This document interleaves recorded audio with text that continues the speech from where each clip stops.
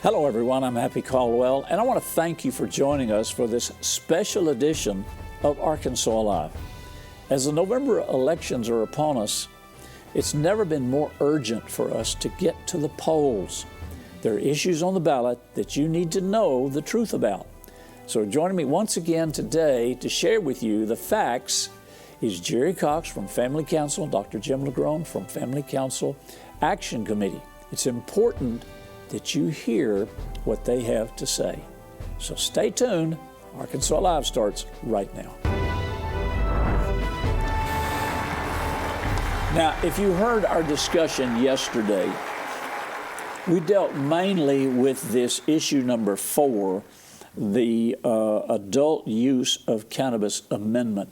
And not to tell you how to vote or what to vote, but what you're voting for. Let me read you something, and this is not meant to condemn anybody, but choices have consequences. And in 1 Corinthians chapter 3, it says, every man's work shall be made manifest. Now this is at the judgment seat of Christ, where Christians are going to appear before the Lord. He said, every man's work will be made manifest. The day shall declare it, because it will be revealed by fire. The fire will try every man's work of what sort he is. If any man's work abide, which he hath built thereon, he shall receive a reward. If any man's work shall be burned, he shall suffer loss.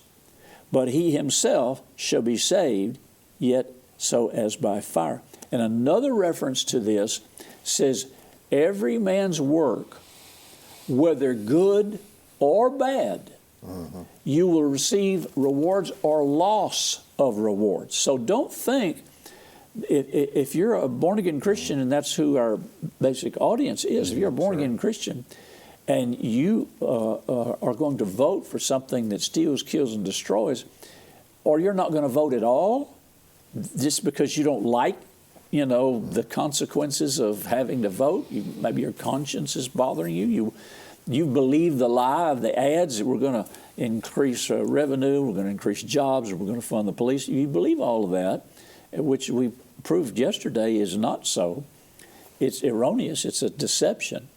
But if you don't vote, then you've allowed those that want these things to come into our state, you've given them an extra vote by not voting. So, whole point is, whether you vote or don't vote and how you vote carry consequences.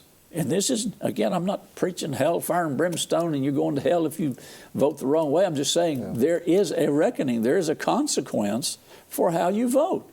If you vote for good, you get rewarded. If you vote for bad, you get rewarded for that too. So you need to be responsible in what you do. It's your choice, but choices have consequences. Now, we have a video that we didn't show yesterday.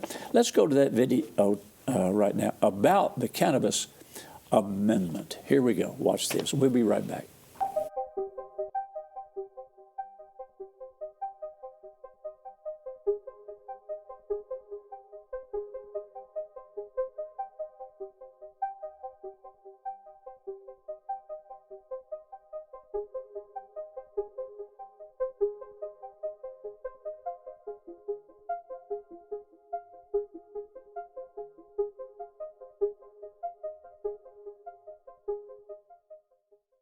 Well, a lot of times right now, if it's going to be recreationalized and it's going to be legal, then it's going to be normalized in the home.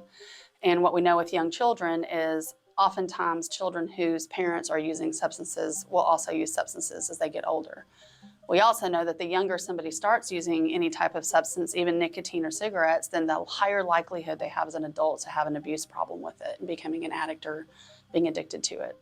So, we also know our brains don't fully develop till you're 26 years old. So if you're starting to smoke marijuana and altering, mood-altering substances at the age of 14 and 15, then the chance for your brain to fully develop and be a functioning adult is lessened.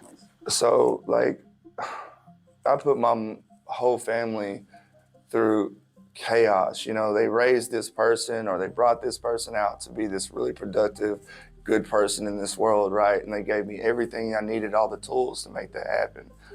But when I was introduced to drugs, starting with marijuana, that was never part of the plan anymore. All my own morals, values that I was taught went out the window. Like I was willing to do anything to obtain more of this product. Well, I would tell people that you may not know how serious this is until it touches your family, you know, and when it touches your family, then it becomes serious.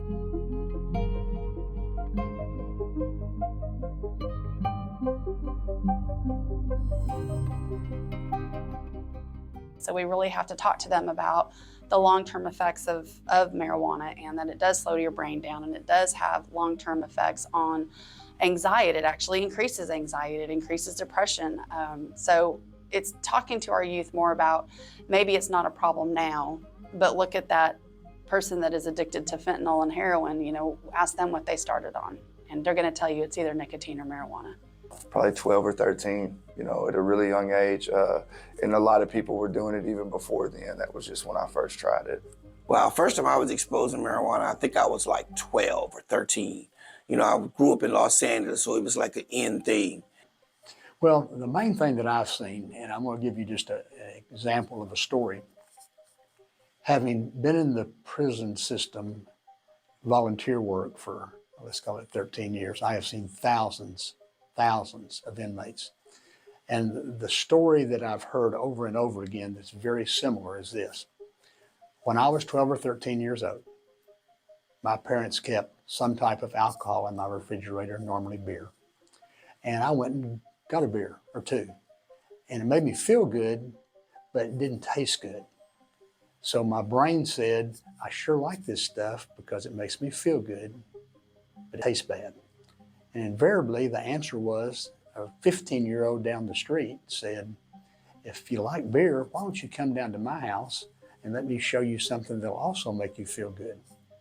It doesn't taste bad. And it's called marijuana. I mean, it's not called a gateway drug for nothing. There's a reason why it's called that. And, you know, there are certain people that may be able to recreationally every now and then smoke marijuana and not have any long-term side effects because they're using it, you know, sporadically. But for the people that have a, you know, predisposition to have substance abuse issues, this is just a gateway into heavier drugs. The other problem that we're seeing in the country right now is that everything is getting laced with fentanyl. So even when you're having a joint or you're just smoking marijuana that's been legalized, the chances of that being somehow mixed in with fentanyl or methamphetamines is extremely higher than it used to be. What a drug dealer does is he gets a client, and his goal is to keep the client. So the ideal situation for a drug dealer would be for it to be legal so that there are more addicts. And the more addicts, the more customers. And again, what a drug dealer would do is he would go to a person that's buying marijuana from a local dispensary and say, would you like something cheaper and stronger? And that person's going to say, sure, I do. So all of a sudden, the person that's buying legal marijuana can now go to a drug dealer and get it cheaper and get it stronger because he can enhance the marijuana with any drug he chooses. Well, I mean, that's going to be their first argument. It's legal, Mom. It's legal, Dad.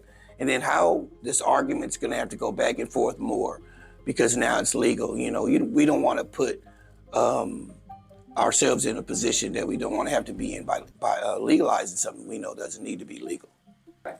So, I mean, the thing is like it's going to start with marijuana. And we can't say that it's okay to use drugs because in that case, like, you might as well just keep going down the list and like, well, this isn't as bad as we thought. You know, just like when we put opiates out there, like it's not addictive. And look at our world right now.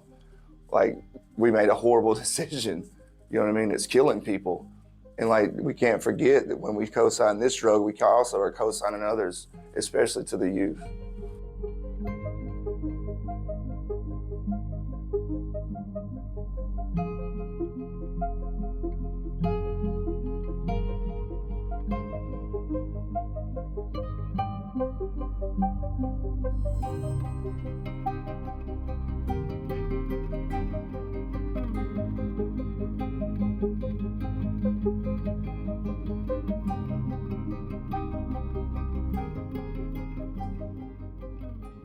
Pastors, you have a responsibility to teach your congregation. Don't be afraid. You have every right to tell them about biblical voting.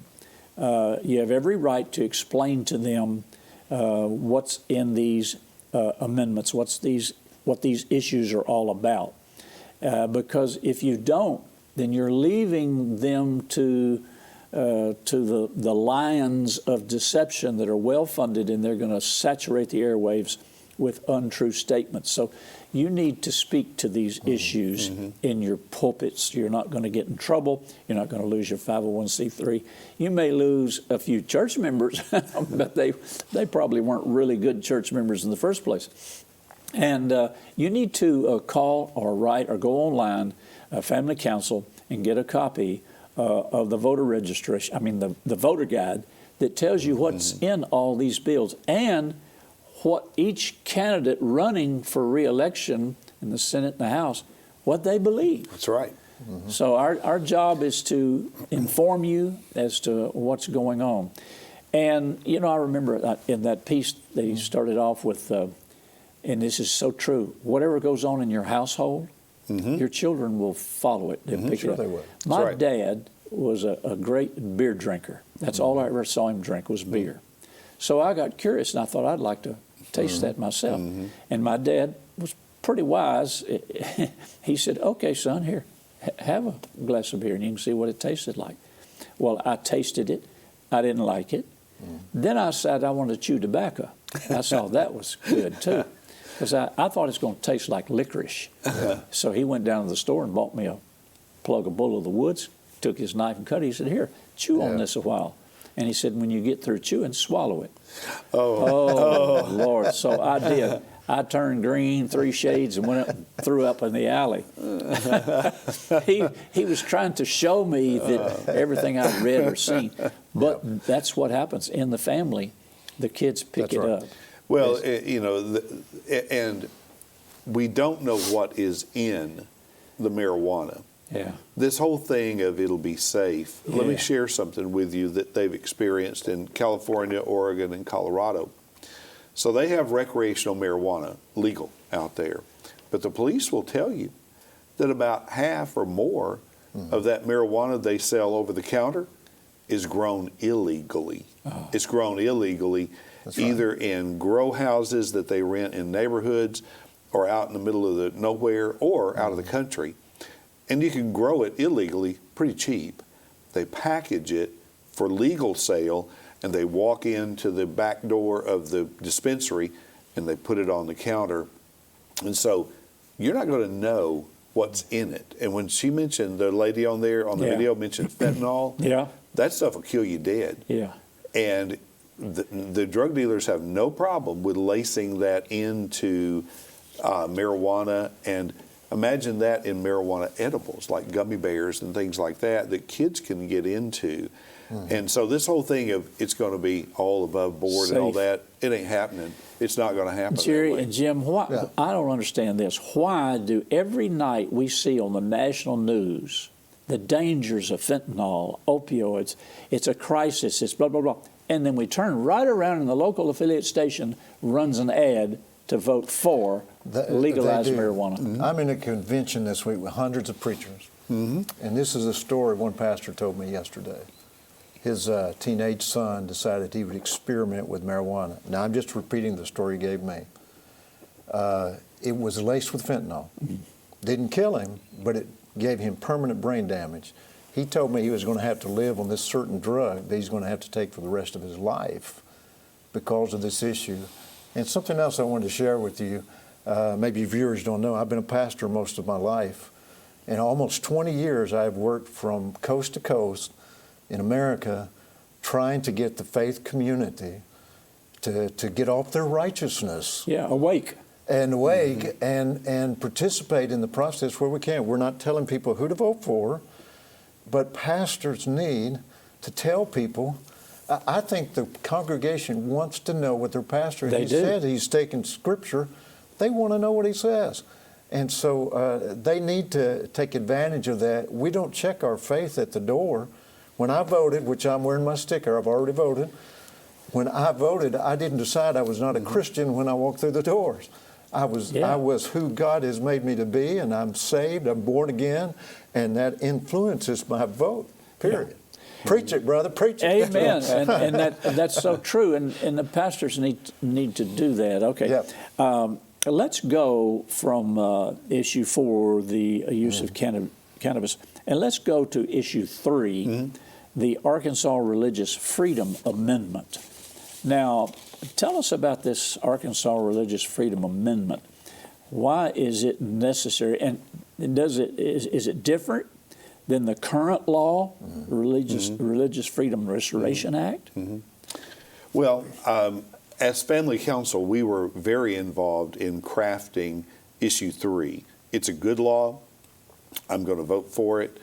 Jim's already voted for it. I sure have. And what it does is it writes religious freedom into our state constitution by saying that the government cannot burden your freedom of religion unless they have a compelling reason to do so.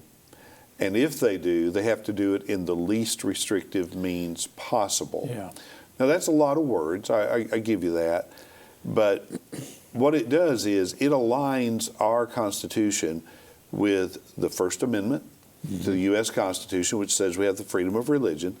It aligns us with about 200 years of case law that's been worked out in the courts, and it elevates our religious freedom protections here in Arkansas. And when I say it elevates it, under our current law, the government has the right to, they can substantially burden your freedom of religion.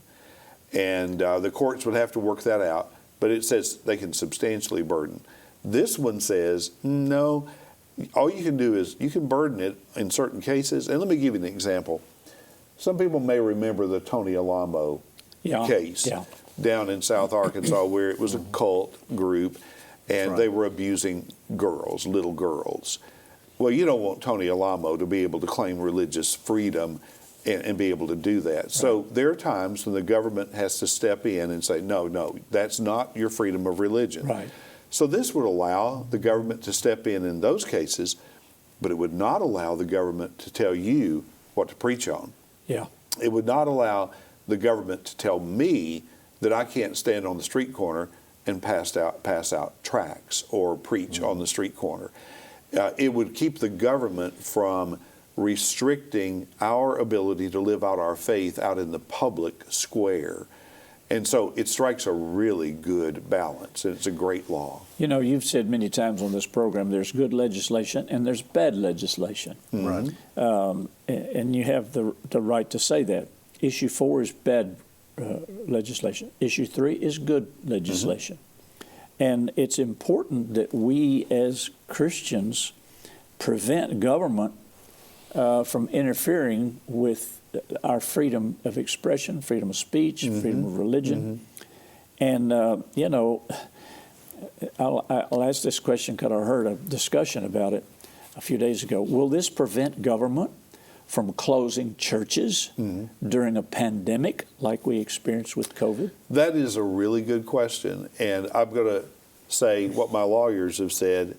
It depends. And here's why it depends. If there were a pandemic that was so horrendous that any time people got together, people were going to literally drop dead, then the government probably would have a compelling reason to say, hey, you can't even go to Walmart. You can't go to church. But what this would do is I think it would say, if people are allowed to go to Walmart, then they're allowed to go to church. It would strike that even balance in there. And it would prevent, like, remember the case of Mississippi where they were having church in their cars on the parking lot? Yeah. And the police swooped in there and said, you can't do that? Yeah. Well, the government had no compelling reason to do that. They weren't going to make each other sick. And so this kind of law would give folks like us the ability to push back and say, no, that's a ridiculous reason for trying to shut down a church service, and there's no compelling reason here for that. Right. And there's a fine line here, just like you say, if there is a danger of affecting a whole community, infecting people dying, then we ought to have common sense. Yes. Enough to know, stay away from this. Right. Distance yourself, wear a Right. mask, whatever. Right. But for the government to come in and shut down activity that they just don't like. Right. But here's what I've seen in response to that, reactions. I've heard preachers in pulpits trying to tell the congregational members, and they're doing, in their hearts, they feel like they're doing the right thing by telling people, don't accept anything that just comes down the pike from the government. Stand up and rebel against it. Well, if you go through the scriptures, and I've been on both sides of this. You may Right. remember this, Jim, back in the 70s, 80s, there was a wind of doctrine called dominion theology and militant church. And I saw preachers in the pulpit wearing army fatigues, dog tags, and helmets. And they were advocating the militant church. Stand up. Go down to your state legislature. Go down to the city council, the mayor, contend with them. Well, we did just the opposite here. You know, Jerry, you watched us. When the Playboy Channel was scheduled to come in, whatever, I went to the mayor. I went to the governor. I didn't go there to rebel and tell them we're going to boycott you. I went there to say, how can we help? Yeah. What can we do? Right. We went to the housing additions every Monday night and held Bible studies. We did things to help the community, whatever. So, don't take this as a license to rebel. Take this as an opportunity to stand up, exercise your freedom of religion, and begin to minister to your congregation. Because a lot of your congregational members, they have subscribed to this politics is bad, it's not for the church, stay out of it. That is totally opposite from the scriptures. One of the great challenges in America right now is trust. Yeah. We don't trust our government, and we're highly suspicious of everything. And it's a dangerous time in our country, I think, and that's one of the issues for that. Yeah. And so, one, we got to learn to trust. But I'll tell you, brother, what really excites me about this amendment is I want to be able to preach whatever God lays on my heart to preach from His Scripture, and I don't want anybody telling me what to say. And that's what this will protect. That's right. Where the government would Protect not the be able to pulpit. come in and crush that, as they have attempted to do in Canada Yes. Yeah. and European countries, where they say, oh, that's hate speech. You can't preach that. Right. And I hope nobody ever has to use this amendment to defend their religious freedom. But if they need it, it's going to be there if people will vote for issue 3. Wasn't there an issue in previous administrations where there were some state governor, I think it was Texas, wasn't it? A governor of Texas or something, not the current governor, because I know John Hagee really stood up against this, where they wanted all the preachers to send copies of their sermons. Oh, down in Houston. Houston Yeah. mayor. The and mayor. we did it. Yeah. And we did it. You did. She got more sermons and Bibles than you could imagine down there. And by the way, she's no longer in office either. Yeah. So, So we had I was traveling in those days. We had a campaign for everywhere we went. We asked preachers to send Bibles and sermons. She was flooded with man. them. But the issue you're talking about is that she started requiring pastors to turn in their sermons to the city of Houston. And that was the mayor? That was the mayor. Yeah. I Mayor of remember now. Houston. Yeah. Wow. And John Hagee refused to do it, you know, but Oh yeah, I volunteered some. well, that's what I'm saying. I have a pastor friend up in Ohio, and I wrote this into my book, God is a God of Cities. How we took an offering for the Little Rock Police Department for Christmas, and it wound up we gave $33 to every police officer on the force. I think back in those days there was only 100 officers, or maybe 300 officers. Anyway, we gave an offer several $1,000s. Sonny Simpson was the police chief. Yes. Yes. And we had a meeting down at the downtown, and we asked them all to come to dinner, and we handed him a check. And I tell you what, it was awesome. Police officers' wives wrote me. They were crying. They said we didn't have money to buy medicine. The week after that, the police cars were circling around our parking lot. I've got a whole file full of letters thanking us for doing that. Okay. A pastor friend up in Atlanta, Georgia, and another one in Ohio tried to do the same thing, and the authorities called them on the carpet and said, you're trying to bribe the police officers. There you go. So There you we're go. not trying to do that. The other pastor in Ohio took the other alternative, and he became a thorn in the side of his mayor and his police officers. Well, Jesus said we don't wrestle against flesh and blood. People are not our enemies. You're dealing with principalities, powers, rulers of darkness, wicked spirits. But you're also here for good. You're not here to overthrow the government. The dominion theology is an erroneous doctrine. You're not here to take control. You're not here. Also, the kingdom now doctrine is erroneous according to the Bible. You're not here to set up the kingdom for God and then say, okay, Jesus, you can come back. We got everything under control. That's not biblical. Jesus will set up his own kingdom. And I believe in a pre-trib rapture, so we're not going to be here anyway. We're here for a time such as this. We're here to minister truth to people, and hopefully you'll get this as a believer. Choices have consequences. Now, how are you going to feel the day after the election, midterm election, and some of these laws that are bad legislation, and they pass, and you didn't vote? I'm not trying to condemn you. I'm just trying to awake, because one of your closing questions here is, what is the church supposed to do with their information? Is all of this biblical?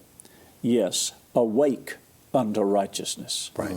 And that's all we're trying to do, folks, is wake up the Christian community. I realize most of our audience is Christians, but you have to wake up. You can go vote righteously, biblically, and you can control a lot of the things that go on. Okay, before we close, graphics for Family Council.